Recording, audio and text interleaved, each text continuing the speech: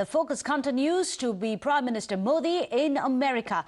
After meeting with some of the top CEOs, bilaterals with Japan, Australia counterparts, and key meeting with Vice President Kamala Harris, today the stage is set for Prime Minister Modi's bilateral with Biden ahead of the first in-person Quad meeting. But let me go across to our colleagues Nikunj Garg and Sushant Sinha. They are joining us live from Washington, D.C. and Srinjoy Chaudhary is also joining us from the national capital. In fact, first I'm going to go across to Nikunj. Now, Nikunj, one of the most crucial bilaterals with the US president, that's going to take place later today. We've seen very interesting points which are coming in from the Modi-Kamala Harris meet, where for the first time you have even this government coming out naming Pakistan, and what we gather is that Kamala Harris suo moto spoke about Pakistan. Do you think that this trend is going to continue of naming and shaming Pakistan? What really are going to be the pressing points? Well, as it happens with the meetings at that level, there is some amount of confluence and there are some amount of disagreements. But for sure, the confluence or the convergence is on a greater amount of issues, and that is why the two leaders at the very apex of the political authority in two of the biggest democracies across the world, United States of America and India, are meeting.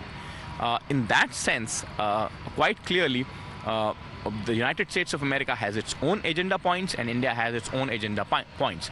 But as I said, that there is a greater degree of confluence. So the confluence starts from key issues like security cooperation, ever deepening security strategic ties between India and United States of America, irrespective of the administrations.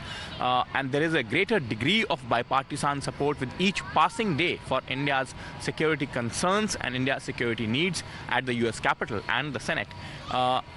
Then there is an all-important issue which again impacts both the democracies, that is of terrorism.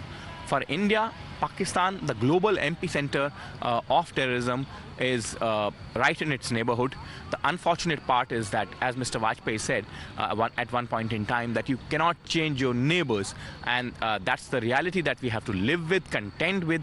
And the terrorism springing from that country, the fountainhead of terror, is obviously in the past has impacted United States of America also. So there is obviously a much greater and better understanding of the issues.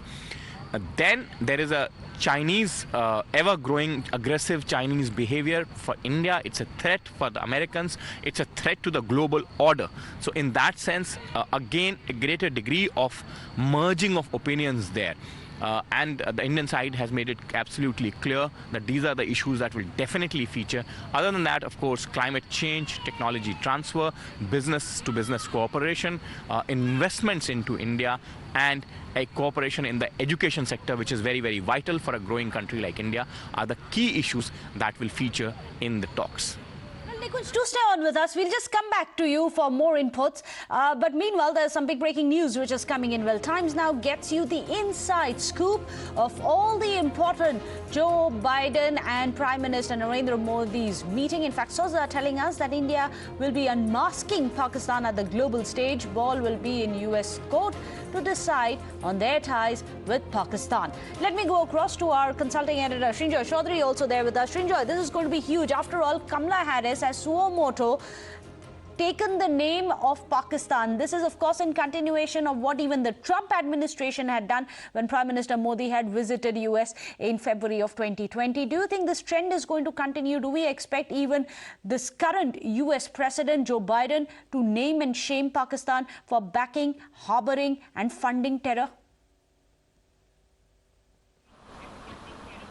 Well, the fact that Kamala Harris has done what she has done is a very, very important point. As far as Pakistan is concerned, as far as terrorism is concerned, post-Afghanistan, America has crossed the Rubicon. Now, it is very important to see what America does, because for Kamala Harris to bring this up suo moto, as Harsh Shringla, the Indian Foreign Secretary, said, was actually a very important point. And the fact that she has said it before her the Prime Minister's meeting with Joe Biden is a very, very significant moment. It is a critical moment in Indo-US ties, and it's a critical moment in America's war against terror. because this is a realization, not just a realization, but this is America telling the world. Because when Harsh Shringla spoke about it publicly, there is clearly a consensus between the two sides that this can be spoken about. And clearly, America wants the world to know that it sees Pakistan as a country that is the epicenter of terror, as a government that is supporting terror. This is America crossing the Rubicon. Now, America has crossed the Rubicon. We will have to see what it does now that it has crossed the Rubicon. Well, this is going to be very interesting. Later on in the day, it is going to be a late night in India time when we expect this meeting to happen. That's when we are going to be seeing if this time around this dispensation too continues the trend which we had seen starting with President Trump at the time of naming and shaming Pakistan at global areas and global arena. In fact, let me go across to Shashank Sinha also, who's joining us, our consulting editor live from Washington, D.C. Now, Shashank, there is, of course, a lot of talks which are going on as to what else is going to be discussed between Joe Biden and Prime Minister Modi. What are your sources telling you the inside track of what's on the agenda? Yeah, I think the agenda for this bilateral meeting between the US President and Indian Prime Minister is I think going to be is going to revolve around the COVID situation in the world and how world and US and India can come out of it and how their economies can come together and grow together. So that's one of the key issues that is going to be discussed. Terrorism, as I said, is going to be discussed definitely with Kamala Harris herself. Sumoto bringing Pakistan's name in the discussion means that America's willingness is there to discuss terrorism, and as I have told earlier as well, that the situation is changed now. The American troops are not there in Afghanistan, so America can play a different role which it has played in the past regarding removal of terrorism and controlling terrorism. So that is going to be the second issue. I think investment, data security, these are the issues that can be discussed as well. And Afghanistan is also going to be there when the discussion comes, because not only Pakistan, but Afghanistan is a major concern for India because it is in our neighborhood, and we have to see how world reacts to what is happening in Afghanistan. China is one of the major issues that will be discussed between US and India when these two leaders meet. So this is the, I think, some key pointers where these two leaders would like to take their discussion to when they meet in this bilateral. Oh, that's going to be very interesting to watch out for. In fact, let me also go across to Mr. Raymond Vickery, who's joining us, the Senior Associate at the Wadhwani Chair in US-India Policy Studies. Now, Mr. Vickery, what, in your opinion, of what Prime Minister's personal ties with the US leadership, given the warm body language that we have seen of Prime Minister with Kamala Harris, how well do you think that Trump and Modi, the kind of warm relationship that they had shares, is going to be now continued under this dispensation as well, with Kamala Harris and Joe Biden with Prime Minister?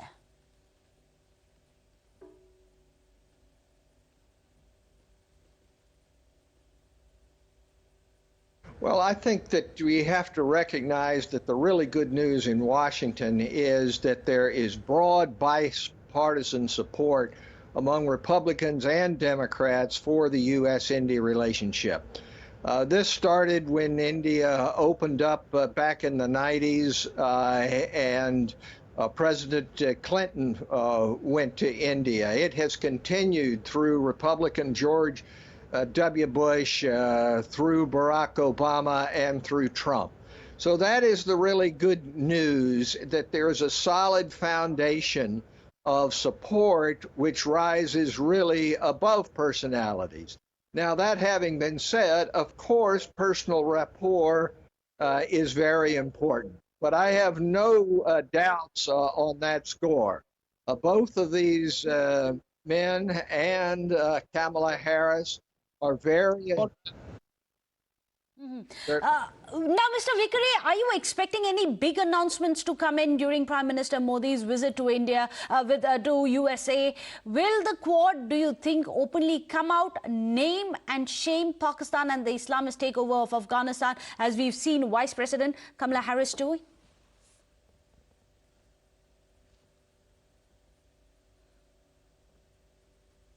Well, I don't see any announcements really as such. I think the important activity will really go on behind the scenes. But you'd have to be completely blind not to understand that the United States and India need to work together on a recalibration of policy in regard to Pakistan, Afghanistan, and radical Islamic terrorism. The fact is that we haven't done an adequate job in terms of how we're going to confront it. But I don't think that there are going to be announcements in that regard. I think that there will be statements about being able to defend democracy against terrorism, as well as against the Chinese threat. But nevertheless, I think that what comes out will have some substantive value. I noticed that Prime Minister Modi was talking about the supply chains. It is perfectly apparent that we are now too dependent upon China in regard to components for computers and the way in which the internet works. So I think there'll be a substantive announcement on that. I think there'll be a substantive announcement on vaccine diplomacy, if you will, and I think that there'll probably be a substantive announcement in regard to infrastructure to meet the Belt and Road.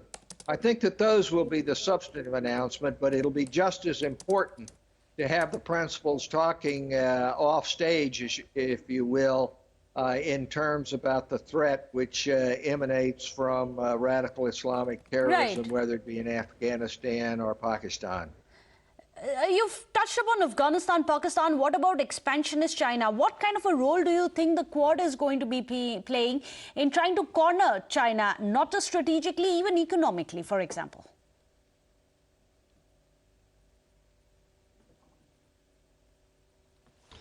Well, there's no question that the strategic relationship has to be accompanied by a strong economic relationship. And that goes with emerging technologies. It goes in terms of trade and investment. And often we think of these as in two different categories. People talk about military and they talk about kinetic kind of action. And then they say, over on the other side, we've got what happens in economics and health. The reality is there is only one reality, and these are all related. And the biggest contribution the Quad can make is putting the perspective of bringing together the health, the economic, the response to climate change, Right. as a part of the relationship between these four great democracies. Because if you just think in terms of submarines and how it is that you're going to be able to blow up this or blow up that, you're defeating your purpose. The purpose here is to build peace and prosperity Absolutely. in the Indo-Pacific region. And you can't do it without a strong economic component. Very well put, because eventually it's long-term peace and prosperity. That is what the nations are going to be aspiring for, especially when they meet later on in the day in the Quad Summit. Thank you so much, Mr. Vickery, for joining us here on the show. Also, Sushant Sinha, Nikunj Garg and Srinjoy Chaudhary with all the perspective on this. Our live coverage from Washington, D.C. continues here on Times Now. Don't go anywhere.